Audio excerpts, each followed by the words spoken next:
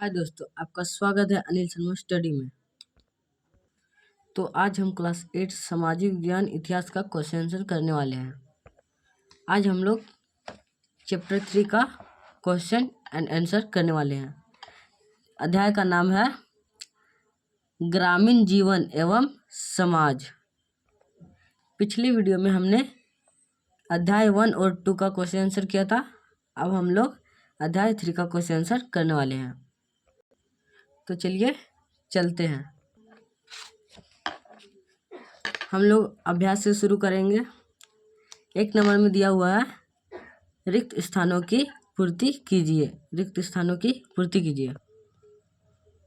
1 number में दिया हुआ ईस्ट इंडिया कंपनी को बंगाल की दीवानी डैश में मिली। 2 नंबर का क्वेश्चन है स्थायी बंदोबस्त व्यवस्था डैश ने लागू की। और 3रा नंबर का क्वेश्चन है महलवाड़ी व्यवस्था की रूपरेखा डैश ने तैयार की थी।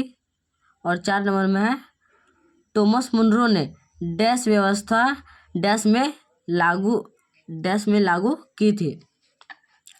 और 5 नंबर में है नील विद्रोह की शुरुआत बंगाल के डैश जिले में हुई थी। तो हम लोग 1 से 5 नंबर तक का रिक्त स्थान करेंगे। तो चलिए तो हमारा 1 नंबर में था ईस्ट इंडिया कंपनी को बंगाल की दीवानी डैश में मिली थी। डैश में मिली तो रिक्त स्थान में आ जाएगा 12 अगस्त 1765 में मिली। 2रा नंबर का क्वेश्चन है स्थायी बंदोबस्त व्यवस्था डैश ने लागू की। इसका रिक्त स्थान में हो जाएगा लॉर्ड कॉर्नवालिस ने लागू की। 3रा नंबर में है महलवाड़ी व्यवस्था की रूपरेखा डैश ने तैयार की। तो हमारा रिक्त स्थान में हो जाएगा होल्ट मैकेंजी ने तैयार की थी। थॉमस मुनरो डैश व्यवस्था डैश में लागू की। तो यहाँ पे हो जाएगा हमारे रिक्त स्थान में थॉमस मुनरो ने रैयतवाड़ी व्यवस्था 1820 ईस्वी में लागू की थी। आखिरी नंबर में है नील विद्रोह की शुरुआत बंगाल के डैश जिले में हुई थी। तो हमारे यहाँ पे रिक्त स्थान में हो जाएगा नदिया जिले में शुरू हुई थी। तो हम लोग 1 से 5 नंबर तक का रिक्त स्थान कर लिए। अब हम लोग देखते हैं 2रे नंबर में। 2रा नंबर में निम्न प्रश्नों का उत्तर दीजिए। क नंबर में है 1 नंबर में रैयतवाड़ी व्यवस्था कहाँ एवं किसके द्वारा लागू की थी। 2रा नंबर में नीज खेती व्यवस्था के तहत नील की खेती कैसे होती थी। 3रा नंबर में बागान मालिक और किसानों के बीच होने वाले अनुबंध में क्या शर्तें रहती थी। 4था नंबर में है रैयतवाड़ी व्यवस्था को दक्षिण भारत में क्यों शुरू किया गया था। और आखिरी नंबर में यूरोपीय बाजारों में भारतीय नील की मांग क्यों थी। तो हम लोग इन 5 का क्वेश्चन आंसर करेंगे। हमारा 1 नंबर का क्वेश्चन था रैयतवाड़ी व्यवस्था कहाँ एवं किसके द्वारा लागू की गई थी। तो इसका आंसर है रैयतवाड़ी व्यवस्था मद्रास और बम्बई के अधिकतर भागों में थॉमस मुनरो के द्वारा लागू की गई थी। 2रा नंबर का क्वेश्चन है निज खेती व्यवस्था के तहत नील की खेती कैसे होती थी। इसका आंसर है निज खेती व्यवस्था के तहत नील की खेती उपजाऊ भूमि पर की जाती थी। बागान मालिकों को केवल छोटे मोटे खेत ही मिलते थे, अतः इन्होंने फैक्ट्री के आसपास पट्टे पर जमीन ली और खेती करने लगे।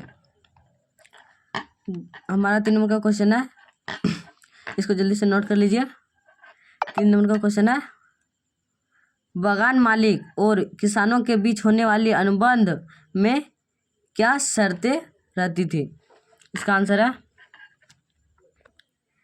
आंसर है बागान मालिक और किसान के बीच होने वाली अनुबंध में शर्तें रखी गई थी कि किसान अपनी जमीन के 1/4 हिस्से में नील की खेती करेंगे और फसल उत्पाद के बाद उसे बागान मालिक को सौंप देगा।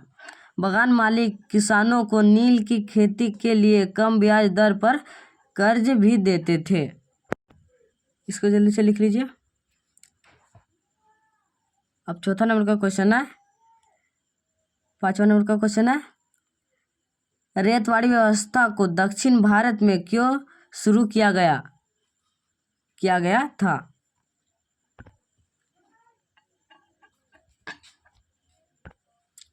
इसका आंसर है, रेतवाड़ी व्यवस्था को दक्षिण भारत में शुरू करने का मुख्य कारण यह था कि इस इलाके में बड़े जमींदार नहीं होते थे।